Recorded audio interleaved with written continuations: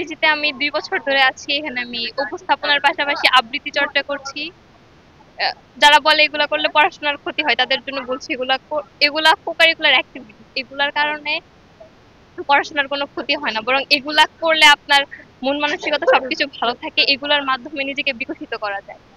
আর এখানে ম্যানারিজম শেখানো হয়। এখানে শুধু নাচ গানের পাশাপাশি আমরা কিভাবে বড়দের রেসপেক্ট করতে পারি, আমরা কিভাবে গুরুজনদের সম্মান করবো সবকিছু শেখানো হয়। আমাদের মানে জলজন্ত একটা উদাহরণ যে ও দেখা গেছে যে পরীক্ষা ম্যাট্রিক পরীক্ষার আগের রাত্রিতেও একটা প্রোগ্রাম ছিল যেটা না করলে না হয়, সেখান থেকে এসে পরীক্ষা দিয়েও কিন্তু বোর্ড প্লেস করেছে, 15তম প্লেস করেছে এই বকুল পাইলট থেকে।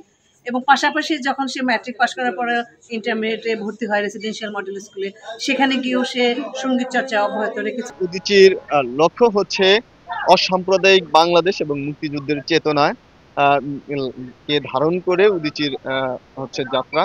আমরা যারা আছি আমরা মুক্তিযুদ্ধকে ধারণ করি, লালন করি এবং অসাম্প্রদায়িক চিন্তা চেতনার মধ্যে আমরা আমাদের সমাজকে জাগ্রত করার চেষ্টা করছি। এবং সেই উপলক্ষে আমরা ধর্মনিরপেক্ষ অসাম্প্রদায়িক মুক্তিযুদ্ধের চেতনায় উদ্বুদ্ধ করে আমাদের সকল বন্ধুদেরকে আমরা উদ্বুদ্ধ করি এবং সেই উপলক্ষে আমরা আমাদের সঙ্গীত চর্চা, আবৃত্তি চর্চা, নাটক চর্চা এবং উদীচী যেখানেই অন্যায় সেখানেই আমাদের উদীচীর প্রতিবাদ। আমি উদীচীতে দীর্ঘদিন যাবৎ সঙ্গীত বিভাগে সঙ্গীত করতেছি।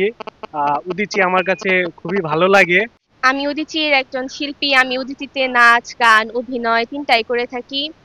আমার উদীচীতে অনেক ভালো লাগে। আজকে উদীচীর ৫৭তম প্রতিষ্ঠাবার্ষিকী। জয় উদীচী।